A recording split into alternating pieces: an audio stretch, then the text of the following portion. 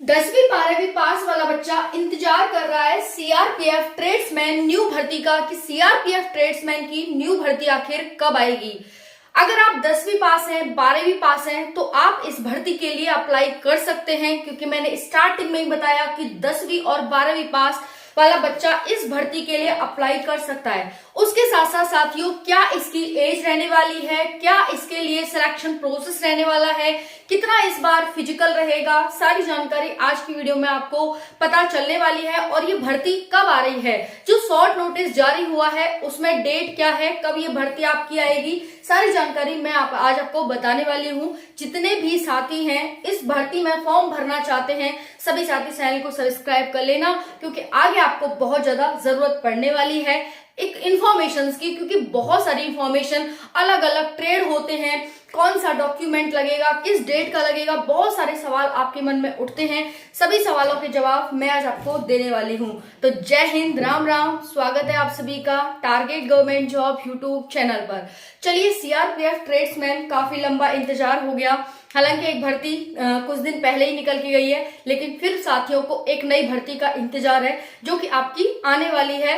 कब से आएगी, कैसे आएगी, क्या सिलेक्शन सिलेबस, सारी जानकारी मिलेगी आपको। चलिए शुरू करते हैं इस वीडियो को।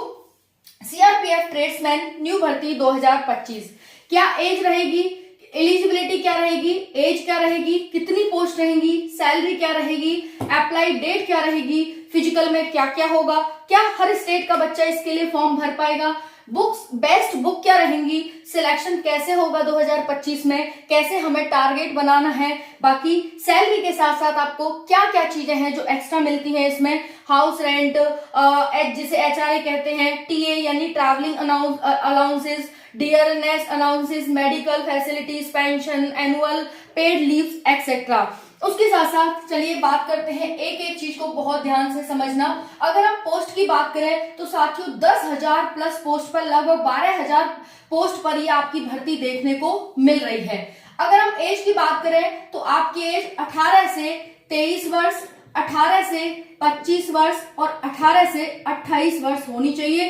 प्लस इसमें आप सभी 3 और 5 वर्ष का एज रिलैक्सेशन आपको दिया जाता है। इधर समझिए, अगर आप 10th पास हैं तो आपके लिए जो वैकेंसी है वो सीआरपीएफ कांस्टेबल ट्रेड्समैन की है, कांस्टेबल की, ठीक है। तो आप कांस्टेबल के लिए अप्लाई करेंगे। अगर आप 12th पास हैं तो हेड कांस्टेबल के लिए अप्लाई कर सकते हैं। अगर आप ग्रेजुएशन पास हैं तो आप एसआई के लिए यानी सब इंस्पेक्टर के लिए आप अप्लाई कर सकते हैं। तो ये इस प्रकार से यहाँ पर दिया हुआ है। अगर आप कांस्टेबल के लिए अप्लाई करेंगे 18 से 23 वर्ष एज होनी चाहिए। अगर आप इसके लिए करेंगे तो 18 से 25 वर्ष, अगर आप इसके लिए करेंगे तो 18 से 28 वर्ष। बाकी यहाँ पर 3 वर्ष का ओबीसी को और 5 वर्ष का एससी एसटी को हर उसमें यहाँ पर रिलैक्सेशन मिलता है। जैसे अगर हम बात करें यहाँ पर ओबीसी की तो ये हो जाएगा 18 से 26 और 18 से 28, ठीक है। अगर इसकी बात करें तो ये हो जाएगा 18 से 28 और 18 से 30। अगर हम इसकी बात करें साथियों तो ये हो जाएगा 18 से 3 वर्ष तो 31 वर्ष एंड 18 से इसमें 5 वर्ष जोड़ेंगे तो 18 से 33 वर्ष, यानी इतनी वर्ष तक के बच्चे इसमें फॉर्म भर सकते हैं। समझ आ गया होगा साथियों। 20 नंबर का ट्रेड टेस्ट होता है जिसमें आप इजीली 8 नंबर 12 नंबर ले आते हैं तो सिलेक्शन हो जाता है। बहुत सारे सवाल हैं ट्रेड टेस्ट को लेकर के, ट्रेड सर्टिफिकेट को लेकर के। क्या हमें ट्रेड सर्टिफिकेट चाहिए होता है, अगर चाहिए होता है तो कहाँ से बनवाएं, कैसे बनवाएं, चलिए एक एक करके सारी जानकारी मिलेगी आपको। एज आपने देखी ली कि आपके 18 से 33 वर्ष तक एज है तो आप इसके लिए फॉर्म भर सकते हैं।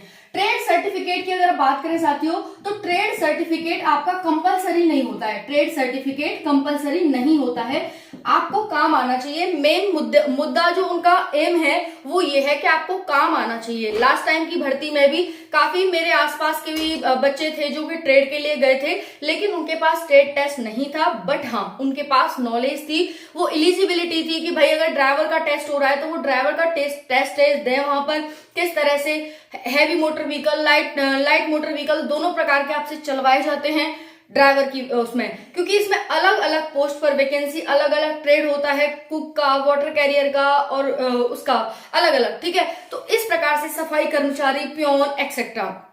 तो उसके लिए आपको ट्रेड सर्टिफिकेट की कोई जरूरत नहीं है। अगर आपको ट्रेड आता है तो आप इसके लिए भर सकते हैं। ठीक है जी। उसके साथ साथ साथियों ये आपकी हो गई। अब हम बात करें डॉक्यूमेंट्स की, तो देखिए अगर आप 10th बेस पे भरेंगे तो 10वीं पास आपके पास होना चाहिए सर्टिफिकेट। अगर आप 12th बेस पे भरते हैं तो दोनों होने चाहिए। अगर आप ग्रेजुएशन बेस पे भरते हैं तो तीनों आपके पास होने चाहिए। प्लस इसमें क्या है, प्लस इसमें है आपका आधार कार्ड साथियों, आधार कार्ड आपके पास होना चाहिए।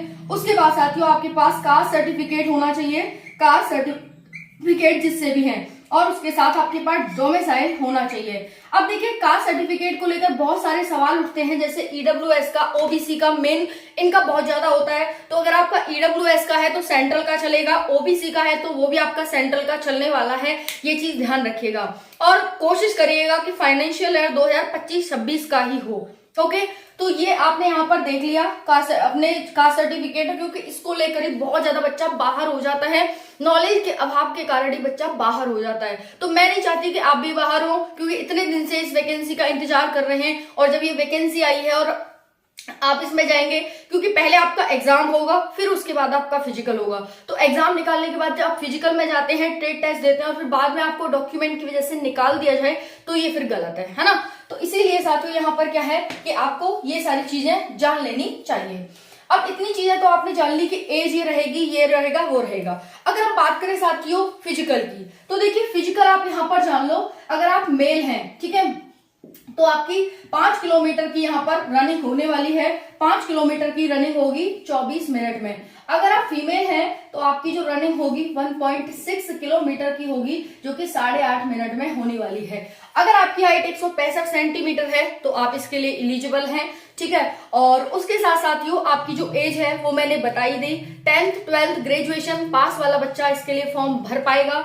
और सिलेबस की अगर हम बात करें तो सिलेबस बहुत आसान है। 100 प्रश्न आएंगे 100 मार्क्स के, 1/4 की नेगेटिव मार्किंग रहेगी।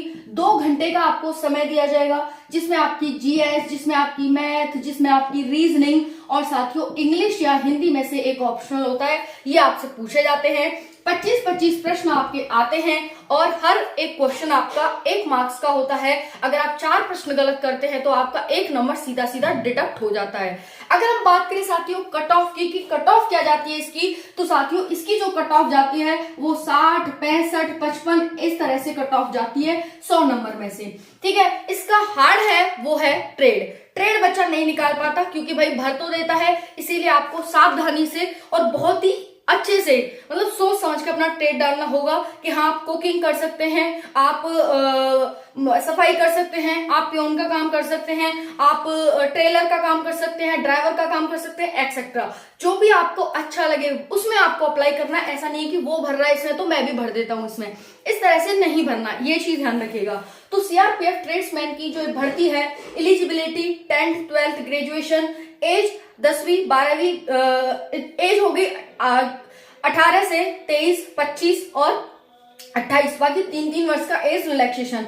पोस्ट आपको पता चल गई 10,000 प्लस पोस्ट, इसमें 12,000 समथिंग पोस्ट देखने को मिलने वाली है। सैलरी आपकी कितनी रहेगी, तो सैलरी जान लीजिए भाई 70,000 इसमें सैलरी आपको दी जाती है। सब कुछ जोड़ जाड़ के आपकी सैलरी इतनी बैठ जाती है, तो आप सोच सकते हैं कितनी ज्यादा सैलरी है। उसके बाद साथियों अप्लाई डेट क्या है, तो देखिए जो आपकी अप्लाई डेट है वो आपको अभी कंफर्म नहीं हुई है।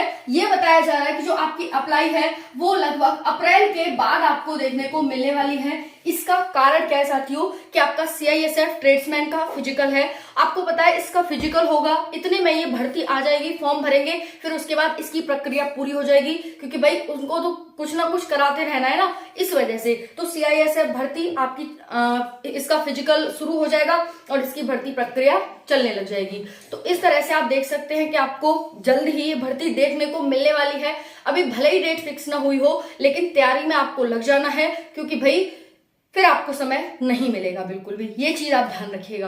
तो लग जाओ भाई तैयारी में। बाकी मैंने सारी इन्फॉर्मेशन आपको देने की कोशिश की है, और कोई यहाँ पर रह गई हो जानकारी तो आप पूछ सकते हैं मेरे से।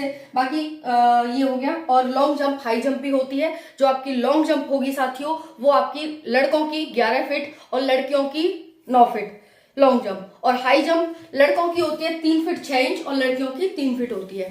इस तरह से आपकी भर्ती प्रक्रिया पूरी कराई जाती है। राधे राधे।